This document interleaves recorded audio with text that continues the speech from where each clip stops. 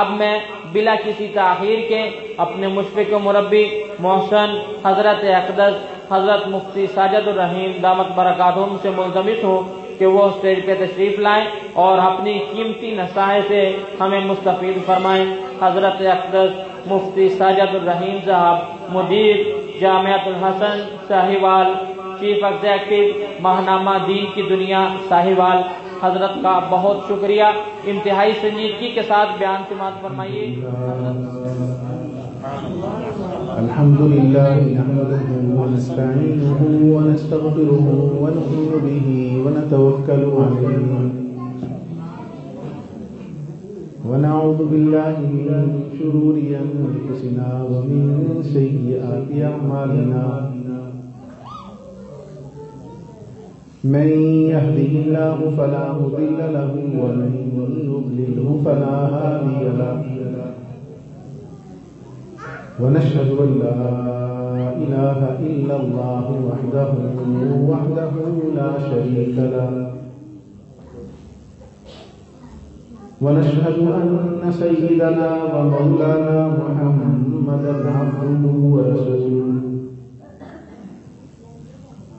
وصلى الله تعالى على خير خلقه محمد وعلى آله وأصحابه وبارك وسلم تسليما كثيرا أما بعد فأعوذ بالله من الشيطان الرجيم بسم الله الرحمن الرحيم ثم أورثنا الكتاب الذين اصطفينا من عبادنا وقال تعالى في مقام آخر ألا بذكر الله تطمئن القلوب وقال تعالى في مقام آخر يا أيها الذين آمنوا اذكروا الله ذكرا كثيرا وسبحوه بكرة وأصيلا وقال النبي صلى الله عليه وسلم خيركم من تعلم القرآن وعلمه صدق الله مولانا العظيم وصدق رسوله النبي الكريم ونحن على ذلك من الشاهدين والشاكرين والحمد لله رب العالمين۔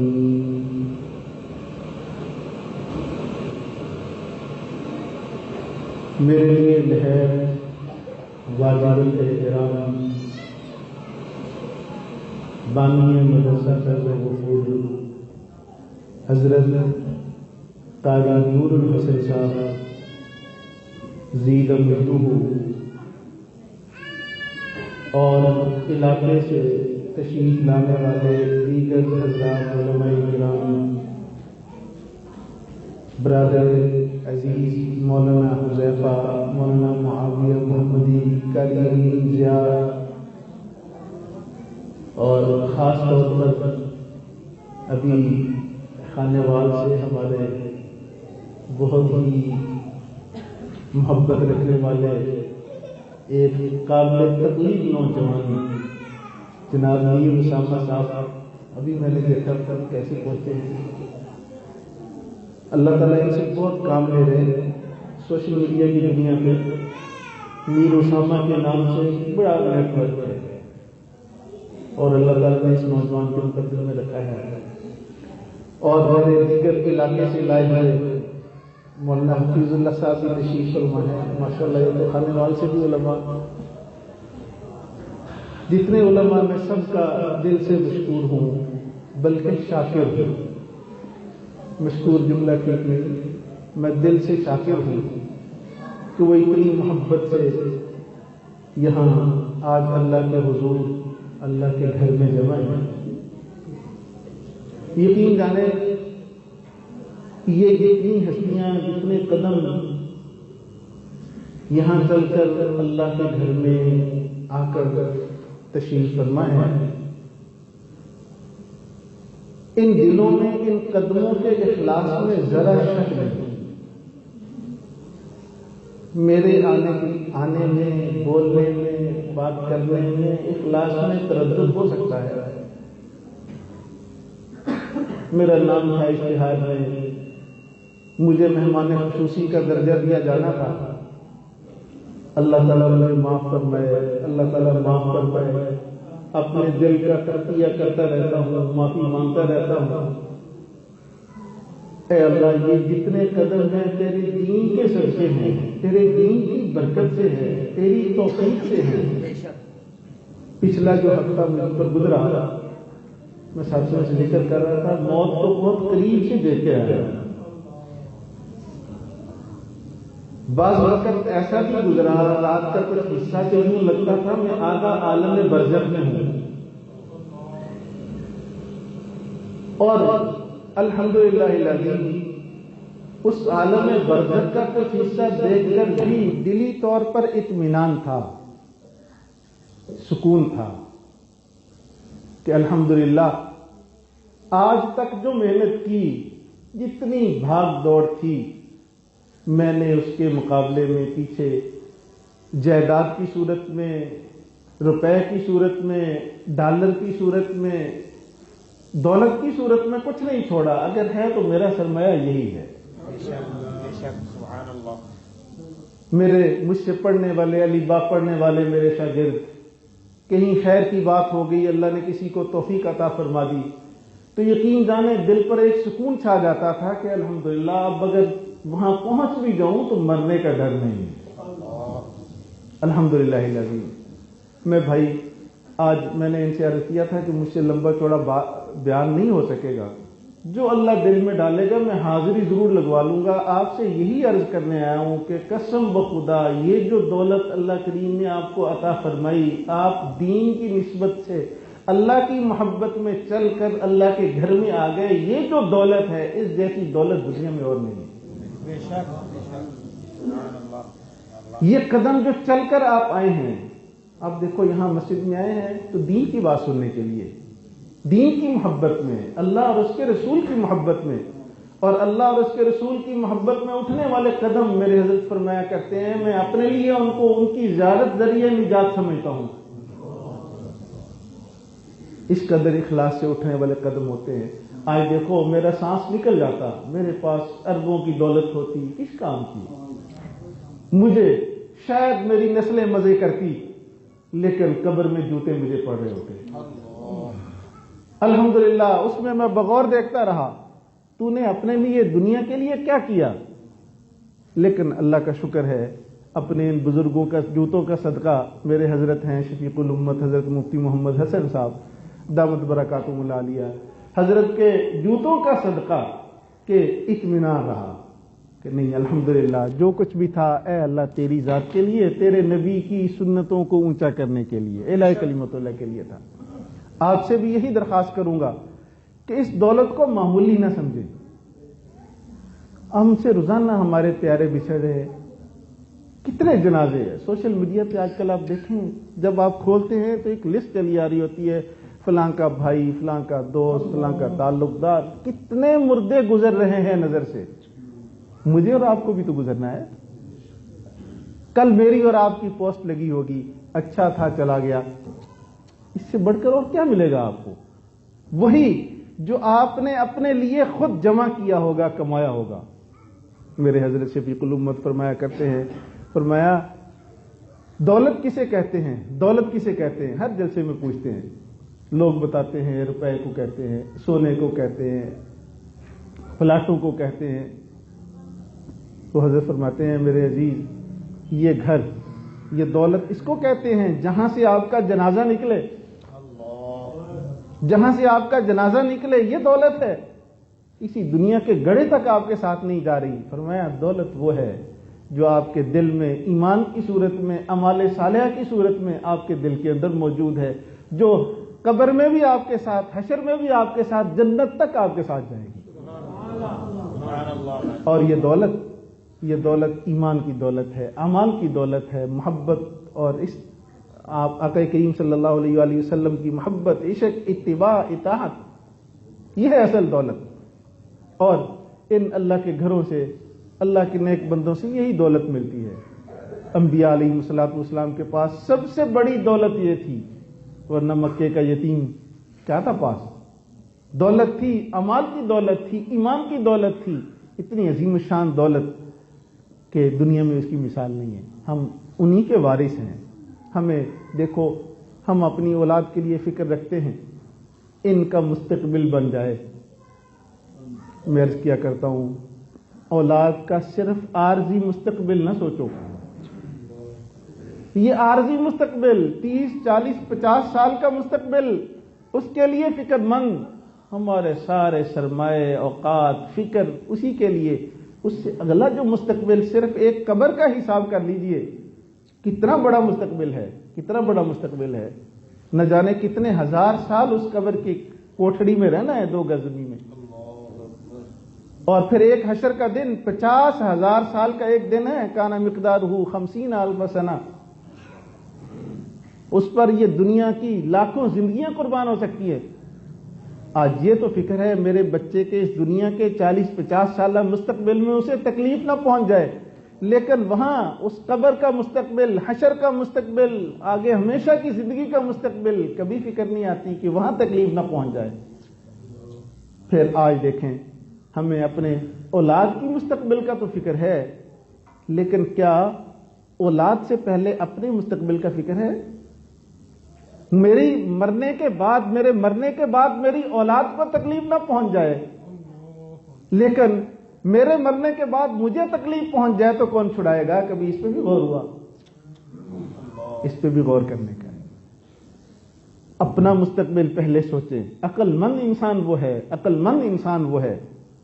حدیث پاک میں آقا کریم صلی اللہ علیہ وآلہ وسلم نے ان کی نشانی بیان فرمائی. فرمایا الکیس من دان نفسہ. عقل مند کون ہے؟ آج تو ہم کہتے ہیں جس کے پاس پیسہ بہت ہو، جس کے پاس جائیدادیں بہت ہوں، جس کے پاس زمینیں بہت ہوں. آقا فرماتے ہیں عقل مند کس کو کہتے ہیں؟ الکیس من دان نفسہ. فرمایا عقل مند وہ انسان ہے جو اپنے نفس کو قابو میں رکھے. یہ تو چاہتا ہے لمبی زبان، حرام حلال جو آتا ہے سمیٹتا چلا جاؤں، جھوٹ سچ بولتا چلا جاؤں، غلط صحیح بولتا چلا جاؤں.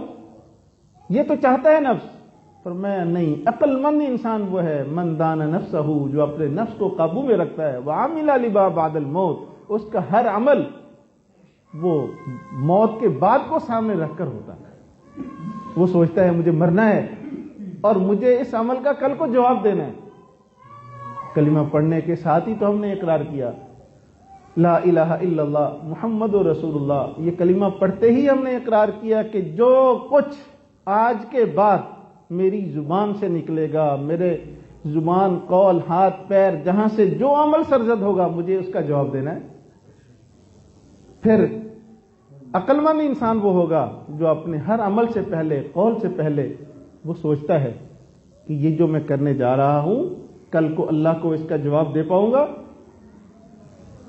تو عقل مند بنے، حقیقی عقل مند بنے. آج عقل مند سمجھا جاتا ہے اپنی اولاد کو بڑے عہدوں پہ فائز کر گیا. بھائی شریعت روکتی نہیں ہے، آپ جائز طریقوں سے اچھی تعلیم دلوائیں ان کو، اب اچھے مناسب تک پہنچائیں، رزق حلال ان کے لیے چھوڑ کر جائیں. یہ آپ ان کا مستقبل واقعتاً مستقبل بنا رہے ہیں، لیکن اپنی اولاد کی خاطر غلط اور صحیح، جائز اور ناجائز سب اکٹھا کیے جا رہے ہیں. یاد رکھو آپ عقل مند نہیں ہیں، دنیا کے بے وقوف ترین انسان ہیں جو دوسرے کی بہتری کے لیے، دوسرے کے مستقبل کے لیے اپنا مستقبل خراب کیے جا رہے ہیں. اس پہ سوچنا چاہیے. میرے جو کاوش ہے صبح سے شام تک، اس کاوش میں کہیں میں ایسا تو نہیں اولاد کا مستقبل بناتے بناتے اپنا مستقبل خراب کر رہا ہوں. تو یہ جو نیک درسگاہیں ہوتی ہیں، نیک جگہ ہوتی ہیں، اس میں انہی باتوں کا شعور پیدا کیا جاتا ہے. ابھی آپ کے سامنے مولانا حذیفہ صاحب ذکر فرما رہے تھے کہ 40 اسباق نامی کتاب شروع کروائی جائے گی یہاں درجہ حفظ میں، اور اس کے ساتھ ساتھ محلے کے نمازیوں میں. اس میں کیا ہے 40 اسباق میں؟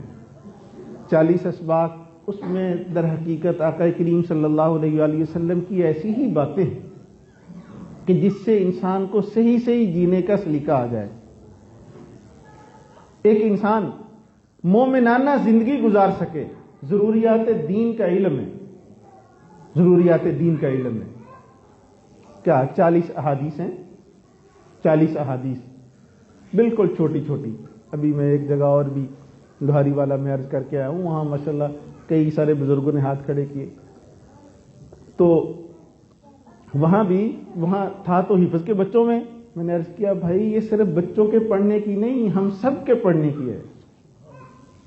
دین عورت مرد چھوٹے بڑے سب کے پڑھنے کا ہے۔ آج ہم نے مسجد مدرسہ مکتب اس کا طالب علم صرف بچوں کو بنا رکھا ہے کہ بچوں کے پڑھنے کی چیز ہے۔ اصل سنت تو بڑوں کے پڑھنا ہے۔ میرے نبی کے مدرسے کے طلباء اصل تو بالغین تھے، صفا کے طلباء۔ وہاں عرض کیا کہ حضور نبی کریم صلی اللہ علیہ وآلہ وسلم کے مدرسے میں جو طالب علم داخل ہوئے ان میں حضرت سلمان فارسی رضی اللہ تعالیٰ عنہ کا نام ہے۔ کتنی عمر تھی ان کی جب اسلام لائے ہیں؟ اس وقت آپ کی عمر 150 سال تھی، تقریباً 250 سال آپ کی عمر ہوئی ہے۔ 150 سالہ بزرگ آقا کریم صلی اللہ علیہ وآلہ وسلم کے سامنے زانوئے تلمذ طے فرما رہے ہیں۔ 1.5 سالہ بزرگ کی محنت و قربانی کا نتیجہ ہے کہ قرآن آپ کے ہاتھ میں موجود ہے، احادیث آپ کے سامنے موجود ہے۔ تو اسی طرح دوسرے صحابہ انہوں نے بڑی عمر میں دین سیکھا ہے، تو بھائی صرف بچوں کے لیے نہیں، بڑے بھی آدھا گھنٹہ دیں یہ دین سیکھے۔ میں نے عرض کیا یہ دولت آپ کے کام آئے گی۔ اس میں آپ اگر صرف 40 احادیثیں یاد کر لیں گے، میرے آقا کریم صلی اللہ علیہ وآلہ وسلم نے اس سے متعلق فرمایا کہ جو آدمی 40 احادیث زبانی یاد کر لے تو کل حشر میں عالم بنا کر فقیہ بنا کے اٹھایا جائے۔ سبحان اللہ، ماشاءاللہ، کتنا چھوٹا سے عمل پر کتنی بڑی فضیلت ہے ایک فقیہ بنا کر۔ صرف یہی نہیں، فرمایا میں اس کی خود شفاعت کروں گا۔ میرے آقا کے 40 نورانی فراہمی۔ بھائی امتی کو تو اس لیے بھی احادیث یاد کرنی چاہیے کہ یہ جو احادیث ہیں ان کے الفاظ نے میرے آقا کے زبان و دہن کو چماؤں، میرے آقا کے باطن سے نکلے ہوئے نورانی کلمات ہیں، اس لیے یاد کر لینا چاہیے۔ میں تو اکثر جگہ عرض کرتا ہوں اپنے بچوں کو اس لیے یاد کرا دو کہ میرے آقا کے نورانی فرامین اس کے دل میں ہوں گے، کبھی اس دل میں شیطان گھر نہیں بنا سکے گا، اس میں ظلمتیں ٹھکانہ نہیں پکڑ سکتی، اس میں اندھیرے ٹھکانہ نہیں پکڑ سکتے۔ آج کہتے ہیں اچھا ہمارا بچہ تھا، اچھا خاصا بچہ تھا، پتہ نہیں کیا ہوا پٹی سے اتر گیا۔ بھائی اس کے دل کو تو آپ نے خالی رہنے دیا، اور خانہ خالی رہا جو میں گیرت۔ خالی گھروں کو آپ دیکھتے ہیں جنات پکڑ لیتے ہیں، اس لیے اس سے پہلے کہ شیاطین اس میں گھر پکڑے، آپ خود اپنے بچے کے دل میں کچھ قرآن کا حصہ کچھ حدیث کا حصہ محفوظ کرا دو۔ اس کا نتیجہ کیا ہوگا؟ آپ نے جانا ہے، مجھے بھی جانا ہے، آپ چلے جائیں گے، کل کو یہ بچہ جب ہاتھ اٹھائے گا اس کے پاس کچھ ہوگا خزانہ جو آپ تک منتقل کر سکے گا۔ اگر اس بچے کو آپ نے قرآن کی صرف سورہ اخلاص یاد ہے تو سورہ اخلاص کے علاوہ آپ کو کیا ہدیہ دے سکتا ہے وہ؟ اس لیے بھی اس کو ضروری سمجھو، خود پڑھو گے تو اہمیت پیدا ہوگی، بچوں کو بھی پڑھاؤ گے۔ تو جس طرح ہم اپنی اور ضروریات کے لیے وقت نکالتے ہیں، اس کے لیے بھی وقت نکالیں۔ یاد رکھیں یہ دولت اللہ کریم ہر ایک کو عطا نہیں فرماتا، اللہ سے قبول کروانا پڑتا ہے۔ یہ دولت دینی دولت ہر ایرے گیرے کو نہیں ملتی، یہ اللہ کی خاص نظر شفقت نظر کرم ہوتی ہے۔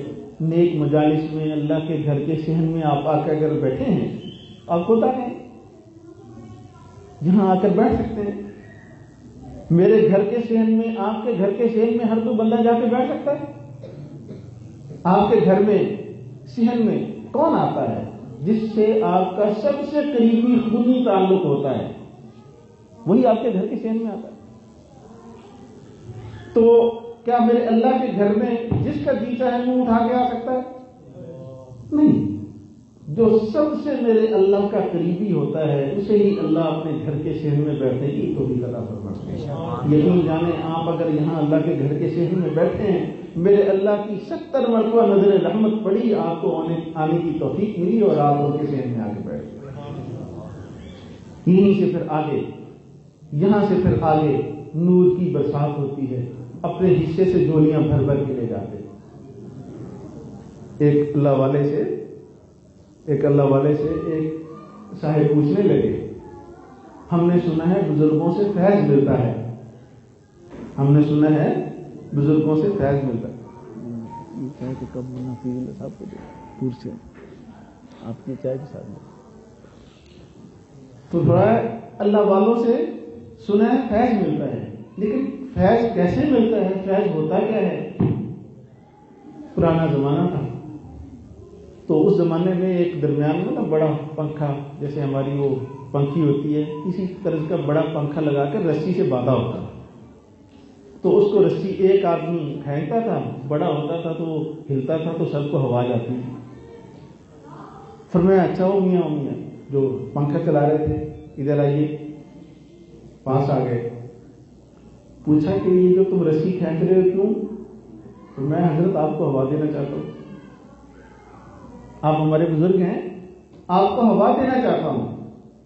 پر میں اچھا مجھے ہوا دینا چاہتے ہیں، یہ تو ان کو بھی آ رہی ہے، پر میں ان کو تو نہیں دینا چاہتا، آپ کو ہی دینا چاہتا ہوں، ان کو مل رہی ہے تو آپ کے صدقے۔ پر میں میرے عزیزوں، اللہ کریم کی جب رحمت کی ہوا چلتی ہے، جہاں اللہ کا نیک بندہ ہوتا ہے اس پر رحمت کی برسات برستی ہے، ہوائیں چلتی ہیں، در حقیقت آپ اس پر نہیں ہوتی ہیں، ارد گرد بیٹھنے والوں کو بھی چینٹا چیٹا مل جاتا ہے۔ اور میں یہی فیض ہے۔ تو یہ اللہ کے نیک گھروں میں ہر وقت نور کی برسات برستی ہے، ان نیک گھروں سے دور نہ رہا کرو۔ یہاں یہ اللہ کا گھر، میں عرض کرتا ہوں جیسے انسانوں میں بعض انسان اللہ کے بزرگ ہوتے ہیں، جگہوں میں بھی بعض جگہ اللہ کی بزرگ ہوتی ہے۔ یہ جو مسجدیں ہیں یہ زمین کی جگہوں میں بزرگ جگہ ہیں، آپ کو کوئی بزرگ نہیں ملتا، آپ آ جائیں وضو کر کے اللہ کے گھر کے شہر میں بیٹھ جائیں، آپ بزرگ جگہ میں بیٹھے، اور اس سے بڑھ کر کیا آپ جنت کے ٹیکا پہ بیٹھے، علماء بیٹھے۔ حدیث پاک میں آتا ہے کہ جتنی مساجد آج پورے عرض پر آباد ہے، یہ ساری مساجد کل کو جب قیامت آئے گی ایسا تو نہیں ہے کہ ان کو بھی اللہ کریم اور پہاڑوں کی طرح بلڈنگوں کی طرح فضا میں اڑا دیں گے، فرمایا یہ ایک ایک ٹکڑے کو کاٹ کر اللہ جنت کی زمین کا حصہ دیں گے۔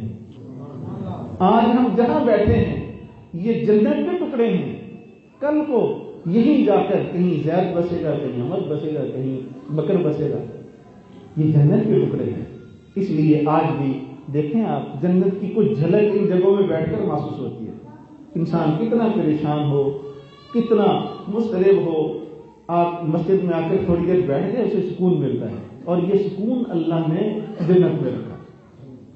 تو ایک تو میرے بھائی یہ سارے احباب، یہ بچے تو انشاءاللہ 40 اسباق پڑھیں گے، آپ تمام احباب بھی نیت فرمائیں کہ ہم آدھا گھنٹہ روزانہ دیں گے جس وقت آپ کی سہولت ہے، اور مولانا حذیفہ صاحب کے ذمہ میں لگاؤں گا کہ فی سبیل اللہ آپ کو پڑھائیں، اس پر کوئی فیس آپ سے وصول نہیں کی جائے گی، لیکن یہ آدھے گھنٹے کی زندگی آپ اس کا آغاز کریں، 24 گھنٹوں میں سے آدھا گھنٹہ اللہ کے لیے وقف کر دیں، تو پھر دیکھیے گا کس اچھا بہت معذرت، مجھے بتایا کہ خواتین بھی دوسری طرف ہے اور میرے ذہن میں نہیں، بہت معذرت، میری مائیں بہنیں بھی اس میں شریک ہے، ان سے بھی میری درخواست ہے کہ وہ بھی آدھا گھنٹہ نکالیں۔ حضرت قاری صاحب کے گھر ایسی خواتین ہیں جو ان کو یہ کتاب 40 اسباق پڑھا سکیں گی، تو وہ بھی ہمارے برابر ہی شریک ہے، اور جتنا ضروری ہمارے لیے دین ہے میں سمجھتا ہوں اس سے کہیں بڑھ کر خواتین کے لیے ضروری ہے۔ حضور کے زمانے میں مردوں کچھ خواتین جناب نبی کریم صلی اللہ علیہ وآلہ وسلم کی خدمت میں آئیں، آ کر عرض کرنے لگی کہ یا رسول اللہ یہ مرد تو جمعے میں عام حالات میں بھی آپ سے دین کی باتیں سنتے رہتے ہیں، ہم تو آپ سے دین کی باتیں نہیں سنتے، ہمارے لیے بھی کوئی وقت ہونا چاہیے۔ تو حدیث پاک میں ہے کہ آقا کریم صلی اللہ علیہ وسلم نے بدھ کا دن خواتین کے لیے مقرر فرمایا، خواتین کے اسرار پہ کہ یہ بدھ کے دن خواتین کے ساتھ نشست ہوا کرے گی، بیان ہوتا تھا۔ تو آپ سب احباب اس میں ضرور نیت فرمائیں، اور بلکہ ارادے فرما لیں۔ ہمارے جماعت والے احباب کہتے ہیں ہاتھ کھڑے فرمائیں، مولانا حذیفہ صاحب آپ نوٹ کر لیں، وہ اتنے ساتھی انشاءاللہ شریک ہوں گے، دعائیں دیں گے آپ ماشاءاللہ۔ وہ دیکھیں آپ سارے ساتھیوں کے ہاتھ نوٹ کر لیں، آدھا گھنٹہ جس وقت ساتھی کہیں اس وقت ان کو یہ 40 احادیث پہلے یاد کرا دیں، پھر 40 دعائیں یاد کرا دیں، پھر اس کے انوارات دیکھیے اللہ کیسے تقدیر بدلتے ہیں۔ تو اور باقی جو ہمارے حفظ کے بچے ہیں، آج ماشاءاللہ اس تقریب کے کئی عنوان ہیں۔ ایک تو اسی 40 اسباق کی کا آغاز تھا، اور دوسرا مجلس ذکر کا آغاز بھی ہے۔ مجھے بتلایا ابھی کہ یہاں ہمارے قاری نور الحسن صاحب بہت پرانا تعلق حضرت کا، ہمارے جو سابقہ بات کے بڑے مشہور بزرگ گزرے ہیں، حضرت پیر ادریس انصاری صاحب نظر اللہ مرتبہ، بڑا نام ہے، بڑا فیض ہے، اللہ تعالیٰ نے ان کا فیض پھیلایا، نقش بن گیا کہ بڑے عظیم بزرگ، حضرت کا ان سے بھی تعلق رہا۔ اور یہاں چاہتے ہیں ذکر، میں عرض کروں کہ یہ جو ذکر ہے، ذکر حضرات صحابہ اکرام کے ہاں اس کی کتنی اہمیت تھی۔ حدیث پاک میں آتا ہے کہ ایک صحابی جب دوسرے سے ملتے تھے، دو اکٹھے ہو جاتے تھے تو فرماتے تھے کہ بھائی کچھ دیر رک کر ہم ذکر کریں، کچھ دیر مل کر ہم ذکر کریں۔ یعنی اتنی اہمیت تھی کہ دیکھو میں اکیلا ذکر کروں تو شاید اس کی وہ تاثیر نہیں جو مل کر ذکر کرنے کی تاثیر ہے، اکٹھا ذکر کرنے کی تاثیر ہے۔ اس لیے ہمارے بزرگوں کا عرصہ دراز سے ایک تعلق ہے کہ وہ مجلس ذکر اکٹھا کرواتے ہیں۔ اب دیکھو اس میں سارے معصوم بڑے چھوٹے جب مل کر اللہ اللہ کرتے ہیں، اللہ کی رحمت فوراً متوجہ ہو جاتی ہے، جو مردہ دل ہوتے ہیں وہ بھی زندہ ہو جاتے ہیں۔ اور اس ذکر کی برکت یہ ہے، ایک اللہ والے فرمانے لگے، فرمایا ذکر ذاکر کو بالآخر مذکور تک پہنچا ہی دیتا ہے۔ تو میں ذکر بالآخر ذاکر کو مذکور تک پہنچا ہی دیتا ہے۔ جب انسان کسی چیز کا مسلسل ذکر کرتا رہتا ہے، جس کا ذکر ہو رہا ہوتا ہے اس تک انسان پہنچ جاتا ہے۔ اس لیے اس میں کبھی مایوس نہیں ہونا چاہیے۔ ذکر کرتے کرتے اللہ کریم، آپ نے تو سنا ہوگا واقعہ کہ ایک ہندو ساری زندگی یا صنم یا صنم یا صنم کرتا رہا، غلطی سے ایک مرتبہ نکلا یا صمد، آسمان سے آواز آئی لبیک یا عبدی، اب میرے بندے میں حاضر، کہاں بت غلطی سے نکلا یا صمد، تو فوراً اللہ کی طرف سے آواز آ گئی۔ اللہ کریم اتنا خوش ہوتے ہیں۔ اب دیکھو ایک چھوٹا بچہ جب معصوم بچہ بار بار کہتا ہے ابا ابا ابا ابا، تو ابا کو کتنا پیار آتا ہے۔ تو جب بندہ ربا ربا کرتا ہے اللہ کو اسی طرح پیار آتا ہے، اللہ کو اسی طرح پیار آتا ہے۔ تو یہ ذکر بہت بڑی عظیم دولت ہے بھائی، اس میں تو ہر شہر میں بلکہ ہر مسجد میں تو سچی بات ہے جہاں جاتا ہوں کئی مرتبہ دل کرتا ہے کہ وہاں کے امام کی ذمہ لگا دوں، یہاں ذکر شروع کر دو، 8 10 20 لوگ اتنے مل کر ذکر شروع کر دو، اس کا نتیجہ کیا ہوگا انشاءاللہ آپ دیکھیں گے۔ ہمارے دلوں میں جب اللہ اللہ انسان کرتا ہے، اللہ تعالیٰ بہت جلد اپنا مسکن بنا لیتے ہیں۔ اور یہ میری بات یاد رکھنا، یہ جو اللہ نے ہمارا دل بنایا ہے نا، دل، یہ دل، اس کی غذا ہے ہی ذکر اللہ۔ اگر اس دل کو یہ ذکر اللہ کے ذکر کی آپ غذا نہ دیں، دنیا جہاں کی غذائیں دیتے رہیں، اس میں آپ اس کو مرغنات کھلاتے رہیں، مقویات کھلاتے رہیں، آپ اس کے جو لذتیں ہیں آپ اس کی پوری کرتے رہیں، واللہ اسے چین نہیں آتا، یہ اسی طرح تڑپتا رہے گا جس طرح مچھلی پانی کے بغیر تڑپتی رہتی ہے۔ جب تک اس قلب کو، اس دل کو آپ ذکر اللہ سے آشنا نہیں کریں گے اس کو اطمینان نہیں مل سکتا، یہ تڑپتا ہی رہے گا۔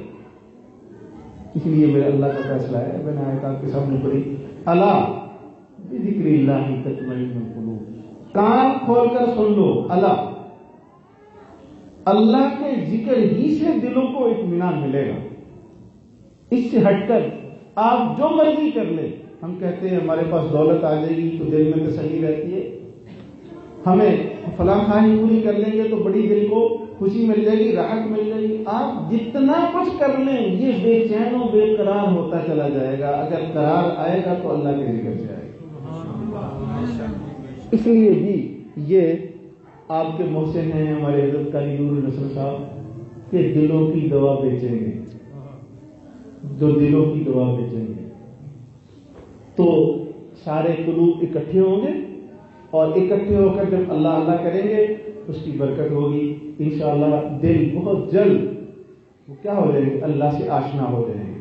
اسی طرح عادت پڑتی ہے کسی بھی چیز کی، انسان تذکرہ شروع کر دے تو اس کا آشنا ہو جاتا ہے، اللہ کے تذکرے شروع ہو جائیں گے تو ان کے آشنا ہو جائیں گے۔ اور یاد رکھے، کبھی میں ایک جگہ عرض کر کے آیا ہوں کہ یہ اللہ اللہ اسے معمولی نہ سمجھے۔ ہم تو بڑے بڑے وظائف کے پیچھے بھاگتے ہیں نا، ہمیں وظائف مل جائیں، ہمارے گھر میں پریشانیاں ہیں، بیماریاں ہیں، تنگی معاش ہے، رشتے بندھے ہوئے ہیں، مقدمات میں گھرے ہوئے، نہ جانے کیا کچھ آتے ہیں ہمارے پاس، کچھ اس کے لیے وظیفہ بتا دے، کوئی ذکر بتا دے۔ میں عرض کروں، میں اللہ کو حاضر ناظر سمجھ کر آپ کو بڑا وظیفہ دے رہا ہوں، بس اللہ اللہ کرنا سیکھ لو۔ جب اللہ سے تعلق مضبوط قائم ہو گیا، یہ 100 وظیفوں کا ایک ہی وظیفہ ہے، ہر وظیفے کا اینڈ اللہ ہے، اور اس اللہ اللہ کرنے سے ہر مشکل سے نکل جاؤ گے۔ ہمارے سلسلہ نقش بندیہ کے ایک عظیم بزرگ گزرے ہیں، خواجہ ابوالحسن علی خرقانی رحمۃ اللہ علیہ۔ آپ بزرگوں کی محبت سے یہ اتنی لمبی بات ہوگی، سوچا بھی نہیں تھا کہ ہو سکے گی۔ خواجہ ابوالحسن علی خرقانی رحمۃ اللہ علیہ بہت بڑے بزرگ گزرے ہیں، صاحب کشف و کرامات تھے۔ حضرت ہی کے زمانے میں ابو علی سینا مشہور حکیم گزرے ہیں، لوگ انہیں صرف طبیب ہی کے طور پر جانتے ہیں، حکیم ہی کے طور پر جانتے ہیں۔ تو اس زمانے کے بڑے حکیم تھے، طبیب تھے۔ ایک دن بیٹھے بیٹھے سوچنے لگے کہ ابو علی سینا سارا دن مرن پٹیاں کرتا ہے، دوائیں بیچتا ہے، دولت کی کمی، بہت بڑی لائبریری تھی، بہت بڑا مطلب تھا، آخر تو نے مرنا ہے، اللہ کے پاس جانا ہے، اللہ کے پاس تیرے پاس کون سا خزانہ ہے جو وہاں جا کر پیش کرے گا؟ دل میں چوٹ لگی، اللہ جس کے ساتھ رحم کا معاملہ کرتے ہیں، کرم کا معاملہ کرتے ہیں، اندر کی آنکھ کھول دیتے ہیں۔ تو چوٹ لگی تو ایک صاحب درویش آئے، پوچھنے لگے، یار میں اللہ اللہ سیکھنا چاہتا ہوں، مجھے بتائیے کوئی طریقہ۔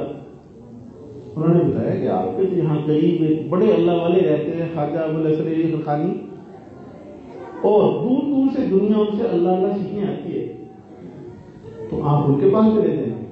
وقت پوچھا، دن پوچھا، مجلس پوچھی، پہنچ گئے۔ حضرت کی مجلس ہو رہی ہے، سامنے 200-400 کا مجمع بیٹھا ہے، حضرت اسی عنوان پر گفتگو فرمائے، اسی عنوان پر کہ بھائی اللہ اللہ کرنے سے ہر مشکل سے انسان نکل جاتا ہے۔ آپ دیکھتے ہیں یہی اللہ والے پاس دیکھنے میں تو چند نظر آتا ہے، لیکن عالم پہ حکومت قائم ہوتی ہے۔ یہ بڑے بڑے بادشاہ وہاں جا کر ان سے دعائیں کرواتے ہیں، تو وہ اللہ اللہ فرمایا، اللہ اللہ سے ہر مشکل حل ہو جاتی ہے۔ آپ کے گھر کی بے برکتی ختم ہو جائے گی، آپ کے گھر سے بیماری ختم ہو جائے گی، رزق میں اضافہ ہو جائے گا، مال بڑھ جائے گا، اولاد بڑھ جائے گی، زراعت صحیح ہو جائے گی۔ اب یہ ابو علی سینا ہمارے جیسے ظاہر بھی رہا نہ گیا، اسی طرح سامنے بیٹھے عرض کرنے لگے، مولوی صاحب اللہ اللہ سے سارا کچھ ہو جائے گا؟ یعنی اعتراض کر رہے تھے کہ اللہ اللہ کرنے سے سب کچھ ہو جائے گا۔ آج بھی کچھ تھوڑے بہت ظاہر 2-4 لفظ پڑے ہوئے اس طرح کے جاہلانہ جملے کہہ جاتے ہیں، اے مولوی کہتے ہیں اللہ اللہ کر لو، باقی کسی چیز کی ضرورت نہیں بھائی، میں عرض کر رہا ہوں اس کی مٹھی میں کیونکہ سب کچھ ہے، جب اللہ تمہارا تو ہر چیز تمہاری۔ اور اگر اللہ آپ کے نہیں ہے، واللہ سب کچھ ہوتے ہوئے بھی وہ آپ کا نہیں ہے۔ میرے کراچی کے حضرت فقیہ الاسر حضرت مفتی رشید احمد صاحب نور اللہ مرکزہ ایک شعر اکثر گھوم کر مجلس میں پڑھا کرتے تھے، فرمایا اگر ایک تو نہیں میرا تو کوئی شے نہیں میری، جو تو میرا تو سب میرا، فلک میرا زمین میری۔ اگر ایک تو نہیں میرا تو کوئی شے نہیں میری، جو تو میرا تو سب میرا، فلک میرا زمین میری۔ اگر انسان کا اللہ ہو جاتا ہے، ہر چیز انسان کی ہو جاتی ہے، ہر چیز انسان کی خادم بن جاتی ہے۔ بے شک بے شک۔ تو ابو علی سینا چونکہ ابھی ظاہر دین تھے، فرمایا مولوی صاحب اللہ اللہ سے سب کچھ مل جائے گا، اللہ والے بھی اللہ والے بھی۔ فوراً فرمایا اے خر تو دانی، فارسی میں اے گدے تجھے کیا پتا، تو کیا جانے۔ اللہ والے تو ملوم نہیں ہوتے نا، جو اللہ سے ڈرتا ہے مخلوق سے نہیں ڈرتا۔ تو یہ جملہ کہنا تھا، کیونکہ ابو علی سینا تو بڑے عزت دار اور اس علاقے کے مشہور طبیب تھے، مجمع کے اندر خر کہہ دیا، گدھا کہہ دیا تو بڑی ذلت ہوئی۔ نتیجہ کیا ہوا کہ پہلے رنگ سرخ ہوا، پھر پسینہ چھوٹا، اور پھر ہاتھ کانپنے لگے، غصے سے کانپنے لگے۔ تھوڑی دیر کے بعد حضرت نے پوچھا میاں کیا ہوا؟ تو میں مولوی صاحب پوچھتے ہیں کیا ہوا؟ آپ نے ابھی کیا لفظ استعمال کیا؟ میں نے کیا کہا؟ میں حضرت آپ نے ابھی خر نہیں کہا، یعنی گدھا؟ میں نے خر ہی کہا۔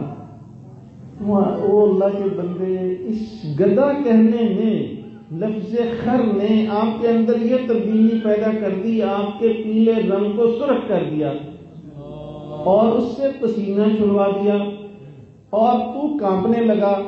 یہ تین تبدیلیاں ایک لفظ خر نے تیرے اندر پیدا کر دی، کیا میرے اللہ کے نام میں اتنی بھی پاور نہیں؟ کیا میرے اللہ کے نام میں اتنی پاور نہیں کہ تیرے سارے حالات بدل کے رکھ دے؟ تو میرے بھائی اس کو معمولی نہ سمجھ۔ جب ہم یہ کہتے ہیں اللہ اللہ، اس کی مٹھی میں سب کچھ ہے۔ جب آپ کے اللہ ہو گئے، کائنات کی ہر چیز آپ کی ہو گئی۔ تو اس لیے یہ جو مجلس ذکر کا آغاز ہونے چلا ہے، اس کو اپنی مجبوری بنائیں۔ آپ ضرور اس میں تھوڑی دیر کے لیے آ جائیں، آدھے گھنٹے کے لیے۔ قاری صاحب سے بھی درخواست کروں گا لمبا نہ کریں، لوگ اس زمانے کے مصروف ہیں۔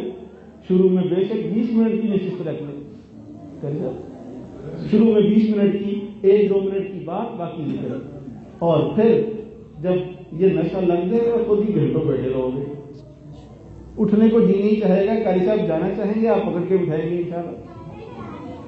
تو یہ مجلس ذکر بھی انشاءاللہ آئندہ اسی مرکز میں ہوا کرے گی۔ اور کر سب کیا تھا؟ ہفتہ وار مجلس ذکر، ہاں ہفتہ وار ہے، ہر ہفتے کے دن، ہفتے کے دن بعد نماز مغرب۔ تو یہ انشاءاللہ یہاں مجلس ہوا کرے گی۔